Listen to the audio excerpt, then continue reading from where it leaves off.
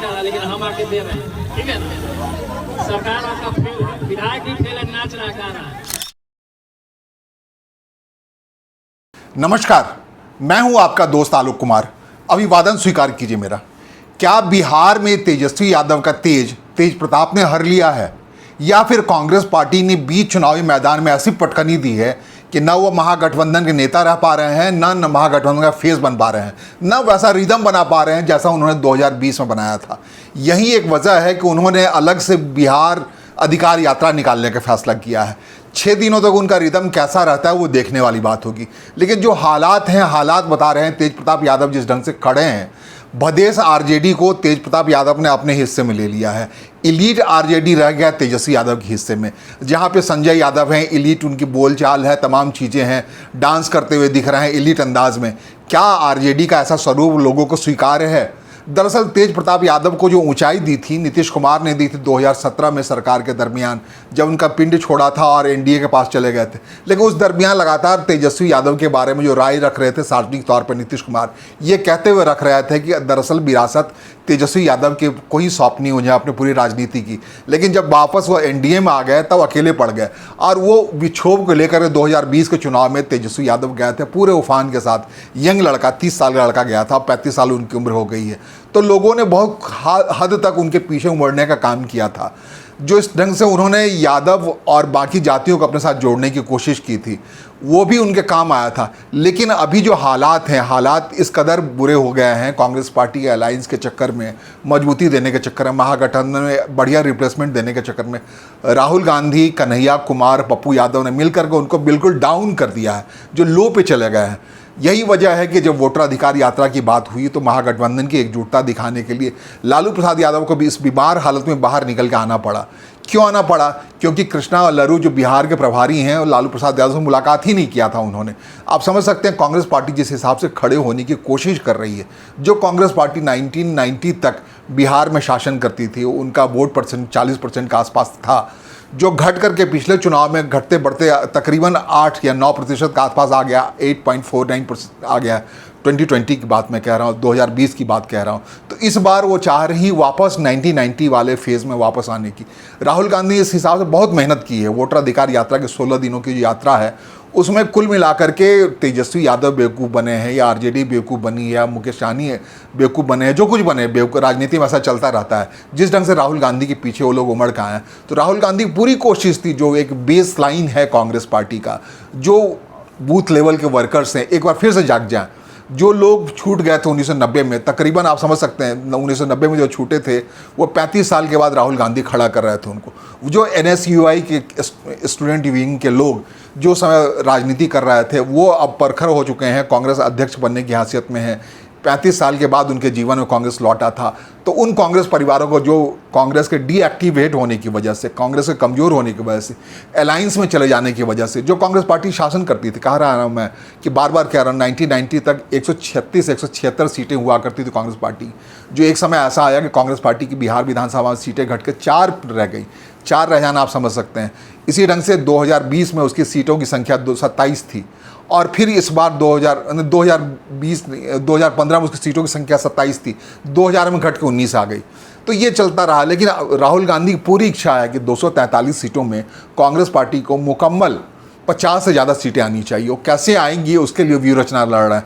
इसके लिए इस हद तक लोग कह रहे हैं कि कांग्रेस पार्टी अगर ठीक से महागठबंधन उन्हें उचित सीटें नहीं मिली, जैसे कहने को तो पिछली बार उन्हें 70 सीटें मिली थी, लेकिन कहते हैं उस 70 सीटों में तकरीबन 40 सीटें ऐसी थी जिसमें कभी भी जो एनडीए महागठबंधन है, या जो कांग्रेस पार्टी है, या आरजेडी है, कभी नहीं जीती थी। बीजेपी के लगातार जीतते रहने वाले 40 सीटें कांग्रेस पार्टी हिस्से में डाल दी गई थी 70 में से। इसका मतलब सिर्फ 30 सीटें ऐसी थी जो कांग्रेस पार्टी ठीक ठाक लड़ सकती थी। वहाँ पर 30 सीटों के लड़ करके उसने अगर 19 सीटें हासिल की तो उसमें कोई ज़्यादा बुरा नहीं है। लेकिन कहने को उसके खाते में 70 सीटें थी। इस बार कांग्रेस पार्टी ने स्टैंड लिया महागठबंधन का अंदर में। उन्होंने स्कैन करके बताया कि ये 50 सीटें चाहिए मुझे, जो जीतने वाली सीटें हैं। जो पिछली बार जहाँ पे आरजेडी लड़ गई थी, तेजस्वी यादव लड़ गए थे, बाकी लोग लड़ गए थे, लेफ्ट की सीटें थी, उन तमाम सीटों पर कांग्रेस पार्टी ने अपने हिसाब से दावेदारी पेश करनी शुरू कर दी है, मजबूती के साथ पेश कर दी है। ये मुसीबत जो महागठबंधन के अंदर जो तनातनी है, तनातनी कहते हैं बौद्ध मैथोलॉजी में कहते हैं तनातनी का मतलब कि किसी चीज़ को इतना मत तानो। वीणा से उन्होंने, वीणा जो तार होता है, सितार होता है, उसके बारे में कहते हैं कि वीणा के तार को इतना मत तारो कि वो टूट जाए, या फिर इतना ढीला भी मत छोड़ो कि उससे आवाज़ निकलना बंद हो जाए। तो अभी जो महागठबंधन के अंदर ये तनाव कितना ताना जाए कितना नहीं ताना जाए, उस पर एक तनाव सा बना हुआ है। और कांग्रेस पार्टी जिस हैसियत में है वहाँ पे एग्रेशन के अंदाज में कहा, जैसा कि मैंने, तेजस्वी यादव के तेज को बहाल करने के लिए ये संभव है कि लालू प्रसाद यादव का फिर से घर से बाहर आना पड़े, फिर से कहना पड़े। ये सूरत 2020 में नहीं थी, क्योंकि तेजस्वी यादव को एक ब्रांड बना दिया नीतीश कुमार ने। अब वो ब्रांड नहीं बचे हैं। इसके पीछे एक वजह है कि एक तो भदेश आरजेडी जो तेज प्रताप है घर से बाहर निकल गए हैं बिल्कुल लालू के अंदाज में। तेजस्वी यादव के कॉन्स्टिट्यूंसी राघोपुर पहुंच गए। अब वहाँ जाकर उन्होंने मजाक उड़ाया, कहा कि तुम्हारा विधायक तो डांस कर रहा है राघोपुर के। इसका मतलब राघोपुर भी सुरक्षित नहीं रहा तेज प्रताप की अटैक की वजह से। और तेज प्रताप इसके अलावा महागठबंधन के अंदर जो कुछ खटपट है उसके एक वजह भी है। लोग समझ रहे हैं कि तेज प्रताप यादव अलग रह करके उन सीटों पर अपने कैंडिडेट खड़े करेंगे जो आरजेडी के हिस्से में नहीं आएगा, और वहाँ पे फिर आरजेडी अपनी मुकम्मल, तो एक जो कहते हैं कि बोरो बैटिंग कर रहे हैं, बाहर से छिप करके बैटिंग कर रहे हैं पॉलिटिकली तेज प्रताप यादव। और उनका भदेश अंदाज जो है लालू प्रसाद यादव से मिलता जुलता अंदाज है, और उसमें कहीं फिट नहीं बैठ रहे। तेजस्वी यादव इलीट अंदाज वाले व्यक्ति हैं, उनको नीतीश कुमार जैसी पॉलिटिक्स पसंद है, उनको आसपास संजय यादव जैसे लोग पसंद है, उनको हरियाणा के आसपास के लोग पसंद, जो भदेश नहीं है, जो उनका डांस का स्टाइल है वो देसी स्टाइल नहीं है, लेकिन जो अंदाज़ है तेज प्रताप यादव का, तो घर का भेदी लंका डाहे का अंदाज़ है। उनको दो हिस्से में लड़ाई लड़नी पड़ी, एक तो तेज प्रताप यादव की स्थिति से लड़नी पड़ी है, और एक दूसरी स्थिति जो कांग्रेस पार्टी ने डिच किया है। दोनों स्थिति को से उभरने के लिए तेज प्रताप यादव ने यह बिहार अधिकार यात्रा पर निकलने का फैसला किया है। इस यात्रा में किस ढंग से उनके आसपास लोग उमड़ते हैं, क्या उसी अंदाज में लोग उमड़ते हैं जिस हिसाब 2005 साल पहले उनके पीछे लोग उमड़ गए थे। और उसका नतीजा आया था, उसका नतीजा ये आया था कि महागठबंधन सिर्फ 12,000 सीटों से कम रह गई थी। आरजेडी विधानसभा की सबसे बड़ी पार्टी बन गई थी, बीजेपी उसे एक सीट कम आई थी। तो इन तमाम स्थिति को बहाल करने में एक मुसीबत तो है मोटे तौर पे तेजस्वी यादव के लिए, क्योंकि वो उनको कई हिस्से से लड़ाई लड़नी पड़ी। एक तो 5 साल बड़े हो गए हैं, 2 बच्चे के बाप हो गए हैं, इस दरमियान उन्होंने एक उनका जो फैमिली एंगल है वो एक अपने हिसाब से उभरा है। फैमिली के अंदर एक वार सा है, एक टसल सा है। कहते हैं पटना जैसे कॉन्स्टिट्यूंसी में जहाँ से उनकी बहन जीती है मीसा भारती, वहाँ भी उनकी वो लोकप्रियता नहीं रही है जो हुआ करती 2020 में। कहते हैं जिस ढंग से आरजेडी ने कुछ ऑपरेशंस किए हैं हाल के दिनों में, यादव ही उससे निराश हैं, जो उनके कोर वोटर है, यादव वोटर है। जिस ढंग से उन्होंने मंगली लाल मंडल को बिहार प्रदेश अध्यक्ष बनाया है, उससे थोड़े से निराश हैं लोग। कहते हैं इस बार की टिकट के बंटवारे में भी आरजेडी की पूरी कोशिश होगी ये मान करके कि यादव तो उनके साथ रहते ही हैं, तो जो अन्य जातियों के लोग हैं उनको ज़्यादा सीट देने के लिए, तो ये हो सकता है कहीं बाउंस बैक न कर जाए, क्योंकि तेज प्रताप यादव अपने हिसाब से ब्रांडिंग कर रहे हैं। भले ही वो उनका कोई राजनीतिक दल नहीं है, लेकिन जो भदेश आरजेडी के लोग हैं, जो भदेश राष्ट्रीय जनता दल के लोग हैं, जो लालू प्रसाद यादव के एक्शन को पसंद करते हैं, वो तमाम लोग उस हसोड़ तेज प्रताप यादव के आसपास उमड़ते हुए दिख रहे हैं, घूमते हुए दिख रहे हैं। और तेज प्रताप यादव की जो एक्टिविटीज़ है वो कह रहे हैं लोग, तेज प्रताप यादव उन सीटों पर अपने कैंडिडेट घोषित कर रहे हैं जो कोर यादव वोट वाले सीट हैं, अपने हिसाब से तय कर रहे हैं। वो कह रहे हैं पीछे परोक्ष समर्थन देंगे। इसके अलावा और भी अलाइंस है। जब तेज प्रताप यादव को आपने घर से निकाल ही दिया, बड़े भाई को निकाल दिया, तो फ्री है। इसलिए लोग कह रहे हैं कि लालू प्रसाद यादव को चुनाव से पहले आना पड़ेगा वापस, एक बार फिर से तेजस्वी के पीछे खड़ा होना पड़ेगा। अगर तेजस्वी को भावी मुख्यमंत्री बनाना है तो लालू प्रसाद यादव की इस बुजुर्गियत वाली स्थिति में, बीमार वाली स्थिति में भी आना पड़ेगा फिर से। लेकिन क्या उनको जिस हिसाब से अभी जमानत पे हैं, और इस शर्त पे जमानत पे है वो पॉलिटिकल एक्टिविटीज़ नहीं करेंगे, बीमारी के बहाने जमानत पे हैं, तो क्या ये बात स्वीकार्य होगा बाकी दलों को? क्या कोई चैलेंज नहीं करेगा जा करके लालू प्रसाद यादव अगर पॉलिटिकली एक्टिव हो जाते हैं आकर के दोबारा? तो ये एक मुश्किल है उस परिवार के लिए। लेकिन ये बात है कि तेजस्वी यादव को फिर से प्रतिस्थापित करने के लिए, स्थापित करने के लिए लालू प्रसाद यादव को आना पड़ेगा। जैसे 2020 में तेजस्वी यादव ने लालू प्रसाद यादव को आरजेडी के बैनर से ही हटा दिया था।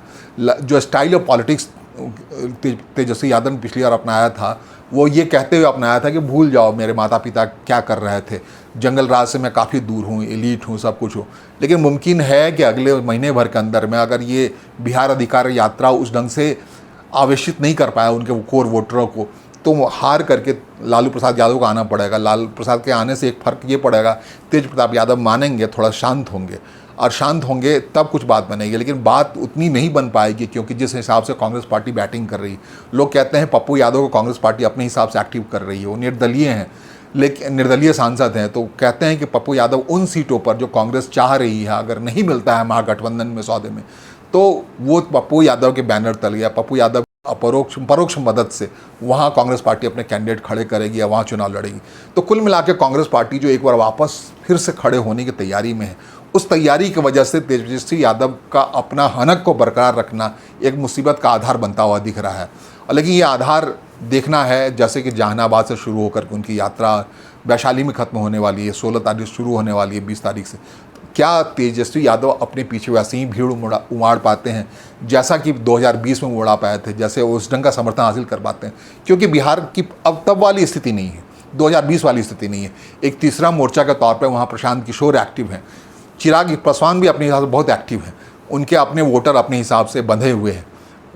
वो पिछली बार ऐसा नहीं था। चिराग पासवान एक अलग से कन्फ्यूजन में थे। तेजस्वी को अपने डिलेमा से बाहर निकलना पड़ेगा। हार्डकोर यादव वोटर्स जो हो, उनके समर्थक, उनकी पहचान करनी पड़ेगी, और ये पहचान का काम इसी वोटर अधिकार नहीं, बिहार अधिकार यात्रा है इनकी। वोटर अधिकार यात्रा तो राहुल गांधी की यात्रा थी, जिसमें वो पिछलग्गू बन के लटके हुए साथ थे और उसमें चमका रहे थे कांग्रेस पार्टी को। राजनीति में ये भूल है उनकी या सदासहता है, वो समझने वाली बात है, देखने वाली बात है। तो हम आप सब मिल के देख रहे हैं। मुझे देखने, सुनने और समझने के लिए आपका आभार, धन्यवाद, नमस्कार।